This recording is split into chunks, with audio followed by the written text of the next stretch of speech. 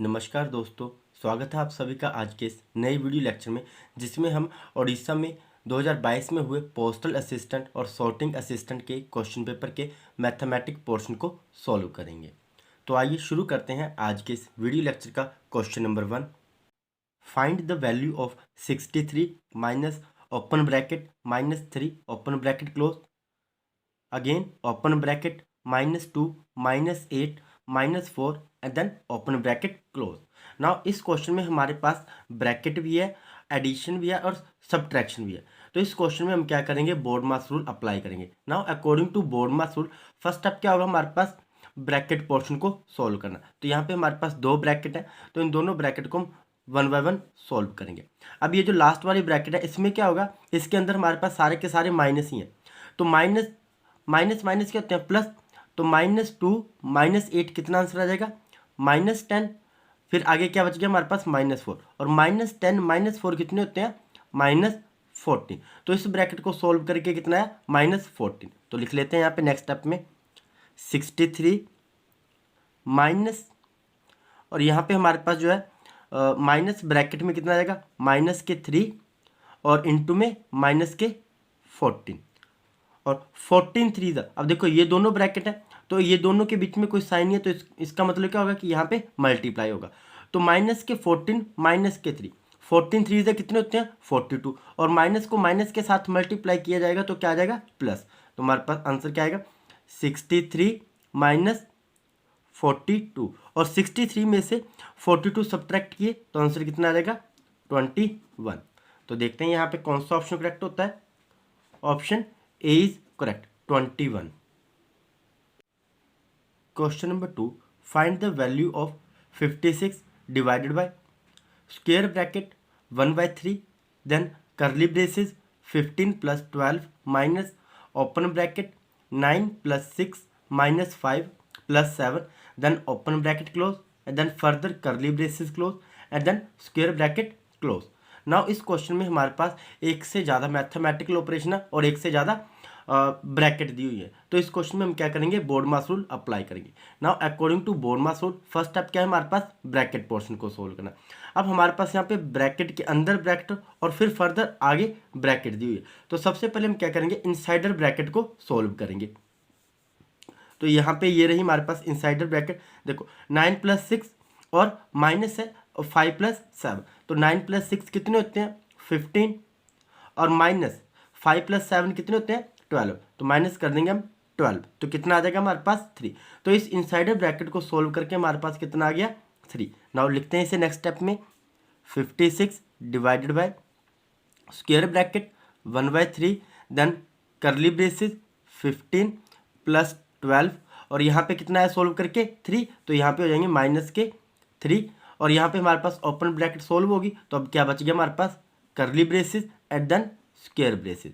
अब next step में अब हमने क्या करना है, करली ब्रेसेस को सोल्व करना है। अब यहाँ पे क्या है, 15 + 12 कितने होते हैं, 27। और 27 में से 3 गए तो कितना बच गया हमारे पास, 27 में से 3 गए तो 24।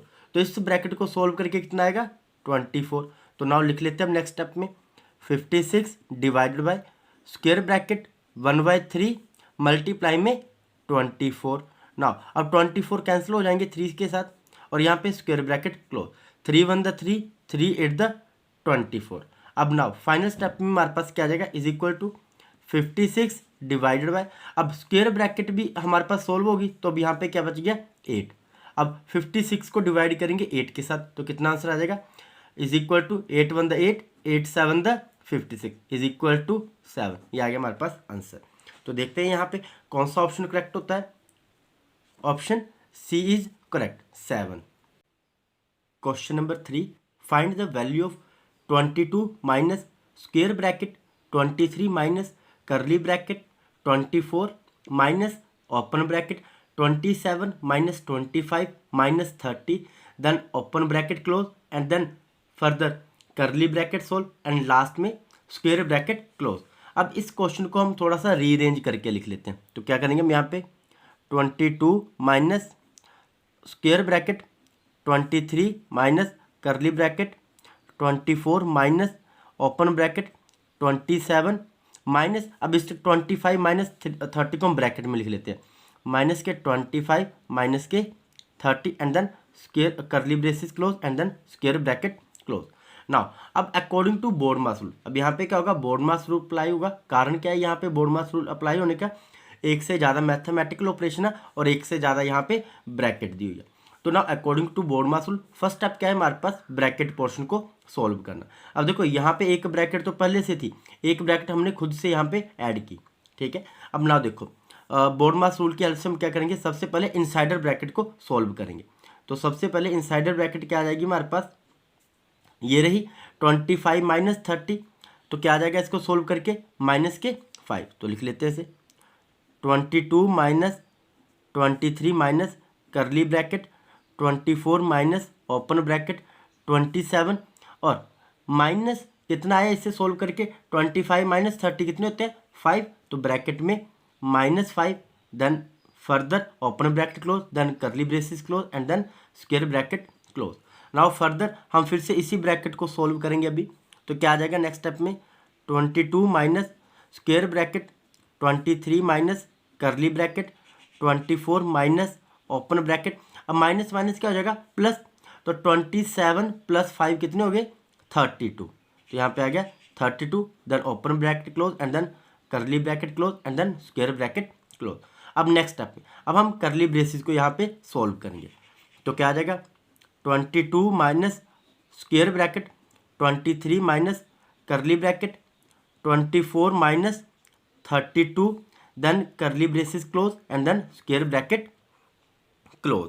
ना अब नेक्स्ट, अब देखो 24 में से 32 माइनस किए तो हमारे पास कितना आएगा आंसर, 8 आएगा माइनस के 8, तो नेक्स्ट स्टेप में 22 minus square bracket 23 minus bracket में -8 and then square bracket close.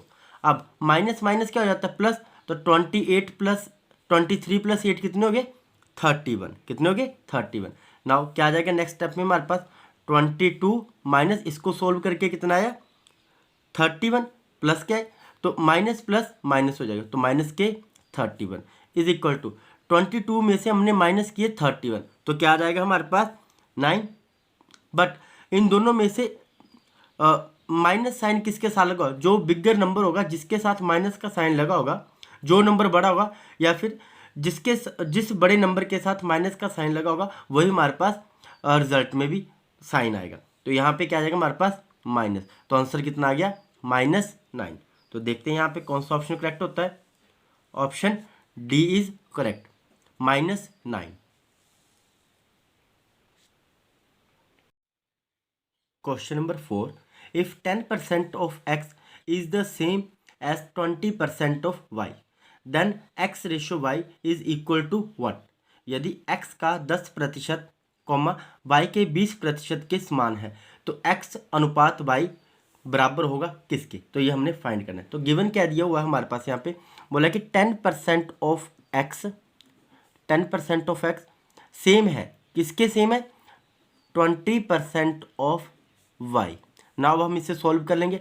10% का मीन्स क्या हो गया 10/100, तो 10/100 को कैंसिल आउट करके क्या आएगा 1/10, 1/10 x इज इक्वल टू 20% है, 20/100 आ जाएगा, तो 20 से कैंसिल आउट करेंगे तो क्या आएगा 1/5, 1/5 y, ये आ गया हमारे पास। अब ना क्रॉस मल्टीप्लाई कर लेंगे हम, यहाँ पे y को x के नीचे ले आएंगे और 10 को राइट हैंड साइड ले जाएंगे, तो क्या आ जाएगा x/y इज इक्वल टू 10/5। अब इसे कैंसिल आउट कर लेते हैं, 5 1 5, 5 2 10, इम्प्लाइज दैट x/y किसके इक्वल आ गया, x/y इज इक्वल टू 2/1। अब हम इसे रेशियो में लिख लेते हैं, तो x रेशियो y किसके इक्वल आ जाएगा, इज इक्वल टू 2/1। तो देखते हैं यहाँ पे कौन सा ऑप्शन करेक्ट होता है, option A is correct 2/1। Question number 5, if 20% of A is added to 20% of B, the answer is 40% of B. What percentage of A is B? यदि A का 20% 20 के 20% में जोड़ा जाता है तो उत्तर B का 40% है। A का कितना प्रतिशत B है, तो यहाँ हमें गिवन क्या दिया हुआ है वो लिख लेते हैं। यहाँ पे हमें बताया हुआ है कि 20% ऑफ ए, 20% ऑफ ए में क्या जोड़ेंगे हम, 20% of B plus 20% of B. Answer कितना आ रहा है हमारे पास, answer is equal to 40% of B, ये हमारे पास आंसर आ रहा है ना। अब हम इसे सोल्व कर लेते हैं। तो 20% का मतलब क्या होगा, 20% इज इक्वल टू, यहाँ पे मैं साइड पे कैलकुलेट करके लिख रहा हूँ इनको। 20% का मीन्स क्या होगा, 20/100, जीरो से जीरो कैंसिल, तो आंसर कितना आ जाएगा हमारे पास 0.2। और यहाँ पे भी सेम वैल्यू रहेगी 20% की। और 40% किसके इक्वल होगा, 40/100, जीरो से जीरो कैंसिल, और इसको डेसिमल फॉर्म में लिख देते हैं तो 0.4, 0.4 लिख सकते हैं और 0.2 भी लिख सकते हैं, या फिर 0.2 एंड 0.4। नाउ ये वैल्यू यहाँ पे पुट कर देते हैं, क्या आ जाएगा, 20% ऑफ ए किसके इक्वल आ गया, 0.2a प्लस 20% ऑफ बी किसके इक्वल आ गया, 0.2b is equal to 40% of B किसके इक्वल आ गया, 0.4b। नाउ अब हम जो 0.2b यहाँ पे प्लस का उसे राइट हैंड साइड ले जाएंगे तो किस चीज़ का हो जाएगा, माइनस का। तो 0.2a is equal to 0.4b minus 0.2b। 0.4b में से माइनस किया हमने 0.2b, तो आंसर कितना आएगा 0.2b। 0.2a is equal to 0.2b, और 0.2a इधर जाके क्या हो जाएगा, डिवाइड, तो ये कैंसिल आउट हो जाएंगे, 0.2, तो हमारे पास क्या बच गया, a is equal to b। ना हमसे यहाँ पे क्या पूछा हुआ है, what percentage of a is b, तो आंसर क्या आ जाएगा हमारे पास, b इज 100% ऑफ a। तो ये आ गया हमारे पास आंसर। तो देखते हैं यहाँ पे कौन सा ऑप्शन करेक्ट होता है, ऑप्शन बी इज करेक्ट।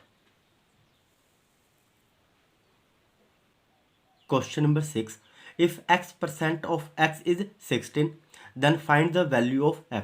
यदि x का x% 16 है तो x का मान ज्ञात करें। तो क्या दिया हुआ है हमें यहाँ पे, बोला हुआ है x% ऑफ x किसके इक्वल आ रहा है, 16 के इक्वल। नाउ अब हम इसे सोल्व कर लेते हैं। x% का परसेंट का मतलब क्या होता है, परसेंट इज इक्वल टू 1/100। तो यहाँ पे क्या आ जाएगा, x/100 मल्टीप्लाई में x is equal to 16। x को x के साथ मल्टीप्लाई करेंगे तो क्या आ जाएगा, x²। तो नेक्स्ट स्टेप में क्या आ जाएगा, x²/100 इज इक्वल टू 16। अब यहाँ से हम क्रॉस मल्टीप्लाई करेंगे तो इम्प्लाइज दैट x² किसके इक्वल आ जाएगा, x² is equal to 16 multiply 100 कितने होंगे, 1600। अब ये स्क्वेयर है, ये राइट हैंड साइड जाके क्या हो जाएगा, स्क्वेयर रूट बन जाएगा। तो x is equal to square root 1600। Square root का अब 1600 का स्क्वेयर रूट किसके इक्वल आ जाएगा, 40 के। तो x की वैल्यू कितनी आ गई हमारे पास, 40। तो देखते हैं यहाँ पे कौन सा ऑप्शन करेक्ट होता है, option B is correct, 40। Question number 7, if market price of a box is 10 rupees and a discount of 10% is allowed then what should be the sale price. यदि एक बॉक्स का अंकित मूल्य 10 रुपये है और 10% की छूट दी जाती है तो विक्रय मूल्य क्या होना चाहिए। तो यहाँ पे हमें गिवन क्या दिया हुआ है उसे लिख लेते हैं। मार्क प्राइस हमें बताया हुआ है, कितना बताया हुआ है, 10 रुपीज़। डिस्काउंट कितना दिया हुआ है, 10%। और सेलिंग प्राइस हमने फाइंड करना है। तो सेलिंग प्राइस निकालने का क्या फॉर्मूला होगा हमारे पास, selling price is equal to mark price minus 10% of mark price. Now value put करते हैं यहाँ पे, मार्क प्राइस कितना है 10 माइनस 10% का मतलब क्या था 1/100, तो 10/100 मल्टीप्लाई 10, तो ये 10 से कट जाएगा। तो कितना बच गया हमारे पास, 10 - 1 इज इक्वल टू 9 रुपीज़। तो ये आ गया हमारे पास सेलिंग प्राइस। तो देखते हैं यहाँ पे कौन सा ऑप्शन करेक्ट होता है, option B is correct, 9 rupees. Question number 8, 12 copies of a book were sold for ₹1800 thereby gaining cost price of 6 books. The cost price of a copy is what? एक पुस्तक की 12 प्रतियां 1800 रुपये में बेची गई जिससे 6 पुस्तकों के लागत मूल्य का लाभ हुआ। एक कॉपी की लागत मूल्य क्या है। तो गिवन दिया हुआ है उसे लिख लेते हैं। सेलिंग प्राइस ऑफ 12 बुक्स क्या है हमारे पास दिया हुआ है, यहाँ पे सेलिंग प्राइस दिया हुआ है 12 बुक्स कितना है 1800। Selling price of 12 books is equal to कितना है 1800 रुपीज़। नाउ तो selling price of one book का कितना आ जाएगा, one book is equal to 1800 divided by 12, cancel out करेंगे तो कितना आ गया 150 रुपीज़। ये आ गया हमारे पास selling price of one book. Now let cost price of copy is equal to X rupees. मान लेते हैं जो कॉस्ट प्राइस है कॉपी का वो क्या है, X rupees. Let cost price of copy is equal to X rupees. अब आगे क्या बताया हुआ हमारे पास, यहाँ पे बोला gaining thereby gaining cost price of 6 book. तो मतलब हमें कितना प्रॉफिट हो रहा है, कितना गेन हो रहा है, कॉस्ट प्राइस ऑफ 6 बुक के इक्वल हमें गेन हो रहा है। तो लिख लेते हैं यहाँ पे क्या आएगा हमारे पास 1800 minus 12x is equal to 6x। Now यहाँ से हम x की वैल्यू निकाल लेते हैं। तो 1800 इज इक्वल टू ये 12 इस तरफ माइनस किया तो राइट हैंड साइड जाके प्लस करेंगे तो 12 प्लस 6 कितने हो जाएंगे 18। तो यहाँ पे आ गया 18x। नाउ 18 से कैंसिल आउट करेंगे, 18 1 द 18, 1800 द 1800। तो यहाँ पे कितना आ गया कैंसिल आउट करके 100। तो x की वैल्यू कितनी आ गई हमारे पास, x is equal to 100 rupees ना। तो हमसे यहाँ पे क्या पूछा हुआ है, the cost price of a copy. तो कॉस्ट प्राइस ऑफ कॉपी कितना आ जाएगा हमारे पास 100 रुपीज़। तो देखते हैं यहाँ पे कौन सा ऑप्शन करेक्ट होगा। Option C is correct, 100 rupees. Question number 9, a sum of money become twice in 10 year at simple interest, what is the rate of interest per annum. कोई धनराशि साधारण ब्याज पर 10 वर्ष में दुगनी हो जाती है, प्रति वर्ष ब्याज दर क्या है। तो यहाँ हमें गिवन क्या दिया हुआ है उसे लिख लेते हैं। हमें यहाँ पे प्रिंसिपल के बारे में नहीं बताया हुआ, तो प्रिंसिपल को मान लेते हैं x। और अमाउंट कितना आ जाएगा, बोला कि ट्वाइस हो जाएगी, कितने ईयर में 10 ईयर में। तो अमाउंट कितना आ जाएगा हमारे पास, प्रिंसिपल का डबल, तो कितना आ गया 2x। और टाइम कितना आ गया हमारे पास 10 ईयर। हमने फाइंड क्या करना है, रेट ऑफ इंटरेस्ट हमने फाइंड करना है। नेक्स्ट और क्या यहाँ पे, अब देखो हमारे पास प्रिंसिपल भी है अमाउंट भी है, तो सिंपल इंटरेस्ट निकाल लेंगे हम। तो सिंपल इंटरेस्ट निकालने का क्या फॉर्मूला होता है, simple interest is equal to amount minus principal. तो 2x में से x गया, कितना बच गया x, तो सिंपल इंटरेस्ट कितना आ गया x। नाउ हम फॉर्मूला अप्लाई करते हैं, simple interest is equal to principal multiply rate multiply time over 100। Value put करते हैं यहाँ पे, इंप्लाइज दैट सिंपल इंटरेस्ट कितना हमारे पास x is equal to principal कितना है x मल्टीप्लाई रेट हमने फाइंड करना है तो r ओवर 100 मल्टीप्लाई टाइम कितना है 10 ईयर। तो 10 से कट जाएगा 10 1 द 10, 10 10 द 100। तो ना अब हम इसे क्रॉस मल्टीप्लाई करके रेट की वैल्यू निकाल लेंगे। तो क्या आ जाएगा, rate is equal to x multiply 10 over x, और x से x कट गया तो रेट कितना आ गया हमारे पास, रेट इज इक्वल टू 10%। तो देखते हैं यहाँ पे कौन सा ऑप्शन करेक्ट होता है, option B is correct 10%। Question number 10, a certain sum double in 8 year at simple interest, the same sum will become 4 time in how many year. तो यहाँ पे हमें क्या बताया हो कि सर्टेन सम जो है वो डबल हो रहा है 8 ईयर में एट अ सिंपल इंटरेस्ट। तो यहाँ से हम वैल्यू निकाल लेते हैं। तो क्या दिया यहाँ पे हमारे पास, प्रिंसिपल हमें नहीं पता, प्रिंसिपल हमने मान लिया x, और अमाउंट मतलब डबल हो रहा है, सम क्या हो रहा है डबल, मीन्स अमाउंट कितना हो जाएगा हमारे पास, अमाउंट प्रिंसिपल का दोगुना। तो आ गया हमारे पास 2x। कितने टाइम में हो रहा है, टाइम दिया हुआ हमें 8 ईयर। हमने फाइंड क्या करना है, रेट ऑफ इंटरेस्ट हम यहाँ पे फाइंड कर लेंगे। नाउ प्रिंसिपल हमें पता है, टाइम भी हमें पता है, और अमाउंट भी हमें पता है, तो सिंपल इंटरेस्ट निकाल लेंगे। तो सिंपल इंटरेस्ट निकालने का क्या फॉर्मूला होता है, अमाउंट माइनस प्रिंसिपल। तो अमाउंट कितना आ जाएगा, अमाउंट कितना है 2x और प्रिंसिपल कितना है x। तो हमारे पास सिंपल इंटरेस्ट कितना आ गया x। ना अब हम इसे सॉल्व करते हैं। तो simple interest is equal to principal multiply rate multiply time over 100। Now value put करते हैं यहाँ पे, सिंपल इंटरेस्ट कितना हमारे पास x is equal to principal कितना हमारे पास x मल्टीप्लाई रेट हमने फाइंड करना है तो r ओवर 100, और टाइम कितना दिया हमें 8 ईयर। ना 8 से कैंसिल आउट हो जाएगा, पहले हम 4 से करते हैं, 4 2 द 8, 4 25 द 100। नौ हमने रेट फाइंड करना है तो रेट को एक तरफ रखेंगे, बाकी को क्रॉस मल्टीप्लाई करेंगे। तो रेट कितना आ जाएगा हमारे पास, रेट इज इक्वल टू ये आ जाएगा हमारे पास 25 ओवर 2 मल्टीप्लाई में x और डिवाइड में भी एक्स आ जाएगा। तो एक्स से एक्स कैंसिल आउट हो गया, तो हमारे पास रेट कितना आ गया 25/2%। नाउ अब नेक्स्ट क्या बोला हुआ है, the same sum will be 4 time in how many year. अब यहाँ पे हमें टाइम नहीं दिया हुआ है। अब नेक्स्ट केस के लिए प्रिंसिपल भी हमारे पास एक्स है, अमाउंट भी, अमाउंट कितना हो जाएगा हमारे पास, अमाउंट हो जाएगा 4 टाइम। तो प्रिंसिपल कितना आ गया हमारे पास एक्स, अमाउंट कितना हो गया 4 टाइम, तो आ गया 4x। टाइम हमने फाइंड करना है, रेट हमने निकाल लिया, रेट कितना आ गया हमारे पास 25/2%। और अमाउंट सिंपल इंटरेस्ट कितना आ जाएगा हमारे पास, is equal to amount minus principal, 4x minus X is equal to 3x। Now value put करते हैं फिर से, simple interest is equal to principal multiply rate multiply time over 100 implies that simple interest कितना आ गया हमारे पास 3x is equal to principal कितना हमारे पास x मल्टीप्लाई रेट कितना आ गया 25/2 इंटू 100, तो क्या आ जाएगा 200। और मल्टीप्लाई में फाइंड क्या करना हमने इस बार टाइम, तो टाइम को यही रहेंगे रहने देंगे और बाकियों को क्रॉस मल्टीप्लाई कर देंगे। तो क्या आ जाएगा 3x multiply 200 over x multiply 25 is equal to time.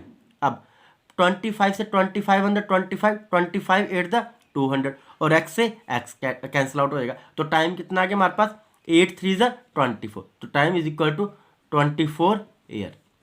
तो आ गया हमारे पास आंसर। तो देखते हैं यहाँ पे कौन सा ऑप्शन करेक्ट होता है, option D is correct 24 years. Question number 11. The average age of a committee of 8 members is 50 years. A member aged 60 years retired and his place was taken by another member aged 36 years. What is the average age of the present committee? तो ना यहाँ पे हमें क्या बताया हुआ है कि 8 मेंबर की एवरेज एज कितनी दी हुई है 50 ईयर दी हुई है, और उनमें से एक मेंबर क्या हो रहा है रिटायर हो रहा है 60 ईयर में, तो उसे एक पर्सन रिप्लेस कर रहा है जिसकी एज कितनी है 36 ईयर। तो बोला कि जो अब now current present average age होगी कमेटी की वो हमने फाइंड करनी है। तो गिवन क्या दिया वो हमें एवरेज एज दी हुई है, average age of 8 member is equal to 50 year, ये हमारे पास एवरेज है। नाउ सम ऑफ एज कितना आ जाएगा 8 मेंबर का फिर, या फिर total age of 8 member, total age of 8 member is equal to 50 multiply 8 is equal to 400 year. ये आ गई हमारे पास टोटल एज ऑफ 8 मेंबर कितनी आ गई 400 ईयर। नाउ नेक्स्ट क्या बोला आफ्टर रिप्लेसिंग, अब क्या हो रहा है 10 ईयर पर्सन जो है उसे रिप्लेस किया जा रहा है किसके साथ 36 ईयर के साथ। तो 60 year person with 36 year replace, यहाँ पे आएगा replacing 60 year person with 36 year. Now अब न्यू सम क्या आ जाएगा हमारे पास एज ऑफ 8 मेंबर का। Now new sum of age of 8 member is equal to, पहले हमारे पास टोटल सम कितना था 8 मेंबर की एज का 400। अब 400 में से हमने 60 ईयर पर्सन जिस पर्सन को रिप्लेस किया जिसकी एज कितनी थी 60 ईयर। अब जो नया पर्सन है उसकी एज कितनी है 36, तो इसे सॉल्व करके हमारे पास आ जाएगा 376 ईयर। ये आ गया हमारे पास new sum of 8 member age. Now अब सम आ गया हमारे पास, अब हमने क्या फाइंड करना है एवरेज, तो एवरेज कितनी आ जाएगी न्यू एवरेज क्या आ जाएगी फिर हमारे पास new average is equal to 376। कितने पर्सन है कमेटी में अभी भी 8, तो डिवाइडेड बाय 8 कैंसिल आउट करेंगे तो हमारे पास आंसर आ जाएगा 47 ईयर। तो ये आ गया हमारे पास new average age of 8 member committee 47 year. तो देखते हैं यहाँ पे कौन सा ऑप्शन करेक्ट होता है, option A is correct 47।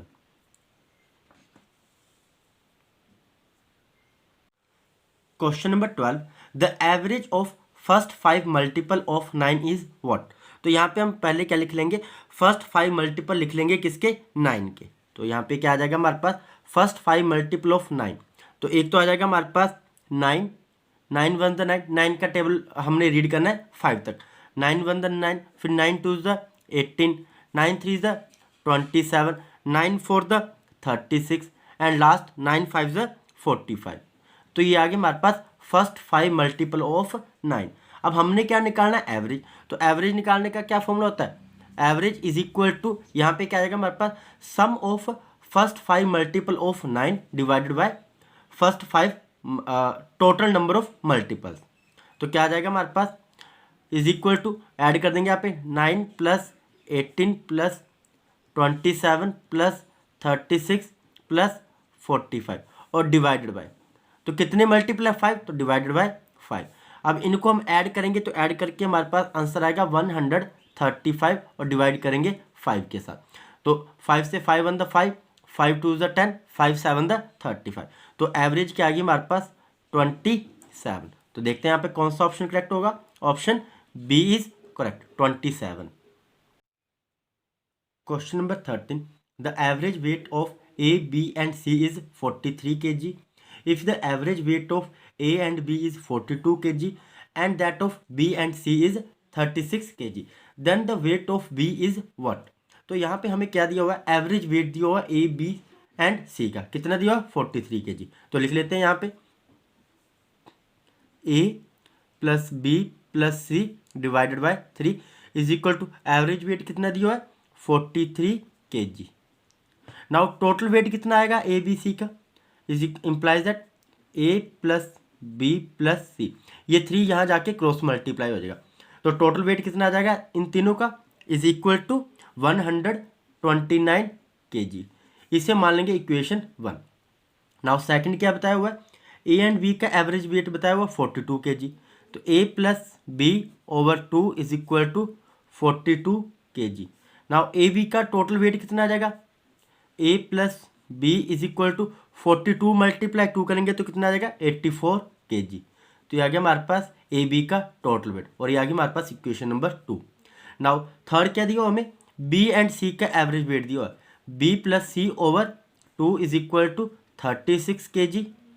Now total weight कितना आ जाएगा बी प्लस सी का, B plus C is equal to 36 two the 72 kg। ये आ गई हमारे पास इक्वेशन नंबर 3। अब हमें वेट किसका निकालना है, बी एलोन का, ठीक है, अकेले बी का हमने वेट निकालना है। तो कैसे निकालेंगे, ऐसा करते हैं ए बी का वेट हमें पता है तो इसकी वैल्यू को हम इक्वेशन 1 में पुट करते हैं। तो लिख देते हैं यहाँ पे पुट सेकंड इन इक्वेशन 1। तो क्या आ जाएगा हमारे पास, ए प्लस बी की जगह कितना आ जाएगा 84 plus C is equal to 129। Now C की वैल्यू आ जाएगी यहाँ पे कितना, C is equal to 129 minus 84। तो सब्ट्रैक्ट करके कितना आएगा, यहाँ पे आ जाएगा हमारे पास 129 माइनस 84 इज इक्वल टू 45। ये आ गया हमारे पास सी का वेट। नाउ जो हमारे पास सी की वैल्यू आई है इसे हम पुट कर देंगे इक्वेशन नंबर 3 में। Put value of C in equation 3। क्या आ जाएगा हमारे पास, तो यहाँ पे वैल्यू पुट करके हम बी के अकेले का वेट निकाल लेंगे। तो क्या आ जाएगा यहाँ पे, सी की वैल्यू कितनी आ गई 45, तो B plus 45 is equal to 72 implies that B is equal to 72 minus 45 is equal to subtract किया तो आंसर आ गया हमारे पास 27 kg। तो बी के अकेले का वेट कितना आ गया 27 kg। तो देखते हैं यहाँ पे कौन सा ऑप्शन करेक्ट होगा, option A is correct 27 kg। Question number 14, A and B can do a work in 15 days and B alone in 20 days। In how many days A can alone complete the work. A और B किसी काम को 15 दिनों में कर सकते हैं और बी अकेले 20 दिनों में कर सकता है। ए अकेले कार्य को कितने दिनों में पूरा कर सकता है। तो हमें गिवन क्या दिया हुआ है, ए एंड बी दोनों मिलके एक साथ एक काम को कितने दिनों में ख़त्म कर रहे हैं 15 डेज में, और बी जो है हमारे पास बी अकेला इस काम को कितने दिनों में ख़त्म कर रहा है 20 डेज में।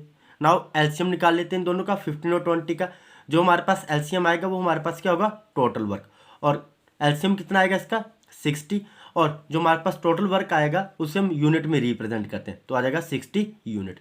नाउ यहाँ से हम ए बी का 1 डे वर्क निकाल लेते हैं, तो क्या आ जाएगा 60 यूनिट डिवाइडेड बाय 15, तो कितना आ गया 4 unit per day. Now B का भी 1 डे वर्क निकाल लेते हैं, तो क्या आ जाएगा 60 unit divided by 20 is equal to 3 unit per day. Now अब यहाँ पे लिख लेते हैं ए एंड बी जब एक साथ काम कर रहे हैं तो उनका 1 डे वर्क कितना आ गया 4 यूनिट पर डे। और बी अकेला काम कर रहा है ना, तो बी अकेला सेम काम को कितने दिन एक दिन में कितना काम कर रहा है 3 यूनिट, तो B 1 day work is equal to कितना आ जाएगा 3 यूनिट पर डे। नाउ हमने फाइंड क्या करना है, ए का एक दिन का काम निकालना हमने, कि ए पहले हम ए का एक दिन का काम निकालेंगे तो बाद में हम फाइंड कर लेंगे कि जो ए है वो टोटल 60 यूनिट वर्क को कितने दिनों में खत्म कर सकता है। तो ए का 1 डे वर्क निकाल लेते हैं, तो क्या आ जाएगा ए, अब देखो बी की वैल्यू हम पुट कर देंगे यहाँ पे, ए प्लस बी कितना कर रहा है काम 3 यूनिट पर डे, और जब दोनों एक साथ काम कर रहे हैं तो टोटल वर्क कितना खत्म कर रहे हैं वो एक दिन में 4 यूनिट पर डे। नाउ यहाँ से हम ए की वैल्यू निकाल लेंगे, क्या आ जाएगा ए इज इक्वल टू ये 3 यूनिट पर डे इधर प्लस का तो राइट हैंड साइड जाके क्या हो जाएगा माइनस का, तो 4 unit per day minus 3 unit per day is equal to 1 unit per day. तो ये आ गया हमारे पास ए का 1 डे वर्क। ना हमने क्या फाइंड करना है कि 60 यूनिट वर्क को खत्म करने में ए कितने दिन लेगा। ठीक है, तो लिख लेते हैं हम time taken by A, time taken by A to complete 60 unit work, 60 unit work कितना आ जाएगा is equal to total work कितना हमारे पास 60 यूनिट डिवाइडेड बाय ए का एक दिन का काम कितना है 1 यूनिट पर डे, यूनिट से यूनिट कैंसिल और फ्रैक्शन के नीचे फ्रैक्शन है तो ये जो डेज है ये ऊपर जाके मल्टीप्लाई हो जाएगा, तो कितना आ जाएगा 60 डेज। तो जो ए है वो 60 यूनिट वर्क को कितने दिनों में खत्म करेगा 60 डेज में। तो देखते हैं यहाँ पे कौन सा ऑप्शन करेक्ट होता है, option A is correct 60 days. Question number 15, if 10 men can do a piece of work in 12 days then time taken by 12 men do the same piece of work will be what। यदि 10 आदमी एक काम को 12 दिनों में कर सकते हैं तो 12 आदमी उसी काम को करने में कितना समय लेंगे। तो यहाँ पे हम चेन रूल अप्लाई करेंगे। क्या होता है chain rule formula, m1 multiply d1 over w1 is equal to m2 multiply d2 over w2। ना यहाँ पे फर्स्ट केस में क्या बोला हुआ है कि 10 मैन, तो m1 की वैल्यू कितनी आ गई हमारे पास 10 मल्टीप्लाई w1 कितना वर्क हमारे पास 1 यूनिट, तो 1 एक काम को खत्म करने के लिए वो कितने दिन ले रहे हैं 12, तो मल्टीप्लाई 12 इज इक्वल टू। अब दूसरे केस में क्या बोला हुआ है टाइम टेकन बाय 12 मैन, तो हमें टाइम नहीं बताया हुआ, नंबर ऑफ डेज नहीं बताए हुए हैं, तो हमें ये बताया कि दूसरे केस में 12 मैन है, डेज हमें नहीं पता, d2 एज इट इज आ जाएगा, और w1 w2 क्या हमारे पास same means w1 is equal to w2, तो यहाँ पे भी क्या आ जाएगा 1। नाउ अब हम इसे कैंसिल आउट कर लेंगे, तो d2 की वैल्यू हमने निकालनी है, तो 12 से 12 कैंसिल हो जाएगा, तो implies that number of days कितने आ जाएंगे हमारे पास 10। तो देखते हैं यहाँ पे कौन सा ऑप्शन करेक्ट होता है, option B is correct 10 days. Question number 16, in what time will train 100 metre long cross an electric pole if its speed be 180 kilometre per hour. 100 metre लंबी ट्रेन एक बिजली के खंभे को कितने समय में पार करेगी यदि इसकी गति 180 किलोमीटर प्रति घंटा है। तो यहाँ पे हमें गिवन क्या दिया हुआ है, डिस्टेंस हमें दिया हुआ है, डिस्टेंस कितना है 100 मीटर, टाइम हमने फाइंड करना है और स्पीड कितनी दी है 180 किलोमीटर पर आवर। अब इस स्पीड को हम चेंज कर लेंगे मीटर पर सेकंड में, तो हम मल्टीप्लाई कर देंगे 180 को 5/18 के साथ, तो 18 1 द 18, 18 10 द 180, तो 10 5 द 50, तो कितना आ जाएगा हमारे पास 50 मीटर पर सेकंड। ये क्या आ गया हमारे पास टाइम 50 मीटर पर सेकंड। नाउ अब हमने क्या फाइंड करना है टाइम, तो टाइम निकालने का क्या फॉर्मूला होगा डिस्टेंस ओवर स्पीड। डिस्टेंस कितना है 100 मीटर और स्पीड कितनी आ गई 50 मीटर पर सेकेंड। नाउ मीटर से मीटर कैंसिल, 51 द 50, 52 द 100, तो टाइम कितना आ जाएगा हमारे पास 2 सेकेंड। तो देखते हैं यहाँ पे कौन सा ऑप्शन करेक्ट होता है। Option D is correct, 2 second. Question number 17, a man covers half of its journey at 6 kilometre per hour and the remaining at 3 kilometre per hour, his average speed is what. एक आदमी अपनी आधी यात्रा 6 kilometre प्रति घंटा की गति से और शेष 3 किलोमीटर प्रति घंटा की गति से तय करता है, उसकी औसत गति क्या होगी। तो हमें यहाँ पे गिवन क्या दिया हुआ है, हमें स्पीड बताई हुई है। स्पीड 1 कितनी दी हुई है, 6 किलोमीटर पर आवर, और स्पीड 2 कितनी बताई हुई है, S2 is equal to 3 kilometre per hour. हमने फाइंड क्या करना है, एवरेज स्पीड। तो एवरेज स्पीड निकालने का क्या फॉर्मूला होता है, average speed is equal to 2 multiply में स्पीड 1 इंटू में speed 2 over speed 1 plus speed 2। Now value put करते हैं यहाँ पे, तो क्या आ जाएगा, 2 मल्टीप्लाई में S1 की वैल्यू कितनी है 6, मल्टीप्लाई में S2 की वैल्यू कितनी है 3, डिवाइडेड बाय S1 की वैल्यू 6 प्लस S2 की वैल्यू 3, तो इज इक्वल टू कितना आ जाएगा हमारे पास 2 6 द 12, 12 3 द 36, तो आ गया 36 ओवर, और 6 प्लस 3 कितने होते हैं 9, 9 1 the 9, 9 4 the 36 is equal to 4 kilometre per hour. ये आ जाएगी हमारे पास एवरेज स्पीड। तो देखते हैं यहाँ पे कौन सा ऑप्शन करेक्ट होता है। Option C is correct, 4 kilometre per hour. Question number 19, 20 chocolate cost ₹320, find the cost of 35 such chocolates. 20 chocolate का मूल्य 320 रुपये है, ऐसी 35 चॉकलेट का मूल्य ज्ञात कीजिए। तो यहाँ पे हमें गिवन क्या दिया हुआ है, कॉस्ट दी हुई है हमें 20 चॉकलेट्स की, तो लिख लेते हैं यहाँ पे cost of 20 chocolates is equal to 320 rupees. Now cost of 1 chocolate निकाल लेते हैं हम। 1 चॉकलेट इज इक्वल टू कितने आ जाएगी, 320 डिवाइडेड बाय 20, 0 से 0 कैंसिल, 2 से 2 1 द 2, 2 16 द 32 इज इक्वल टू कितना आ गया हमारे पास, cost of 1 chocolate is equal to 16 rupees. Now हमसे पूछा गया हुआ है कि कॉस्ट ऑफ 35 सच चॉकलेट्स क्या होगी। तो cost of 35 chocolates is equal to कितना आ जाएगा, 35 मल्टीप्लाई, एक चॉकलेट की कॉस्ट कितनी है 16, तो multiply 16 is equal to, multiply करेंगे 35 मल्टीप्लाई 16, तो इज इक्वल टू 500। तो कॉस्ट ऑफ 35 चॉकलेट्स की कॉस्ट क्या आ जाएगी, 500 रुपीज़। तो देखते हैं यहाँ पे कौन सा ऑप्शन करेक्ट होता है। Option A is correct, 500। Question number 20, travelling 900 kilometre bye rail cost ₹280, what would be the fare for a journey of 360 kilometre when a person travel by the same class। Rail द्वारा 900 kilometre की यात्रा की लागत 280 रुपये है। 360 kilometre की यात्रा के लिए किराया क्या होगा जब एक व्यक्ति उसी श्रेणी से यात्रा करता है। तो हमें यहाँ पे क्या बताया हुआ, फेयर बताया हुआ है 900 किलोमीटर के लिए, कितना बताया हुआ है, फॉर 900 किलोमीटर कितने रुपीज़ चार्ज किए जा रहे हैं, फेयर कितना है 280 रुपीज़। ना 1 किलोमीटर के लिए कितना फेयर होगा, तो 1 kilometre is equal to 280 divided by 900 rupees. तो ये आ गया फेयर फॉर 1 किलोमीटर। ना हमसे यहाँ पे क्या पूछा हुआ है, 360 किलोमीटर के लिए कितना फेयर होगा।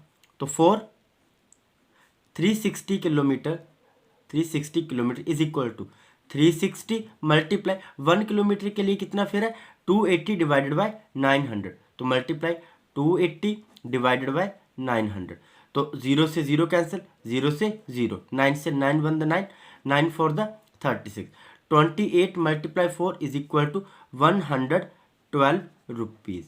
तो आ जाएगा हमारे पास fare for 360 kilometre is equal to 112 rupees. तो देखते हैं यहाँ पे कौन सा ऑप्शन करेक्ट होगा। Option A is correct, 112 rupees.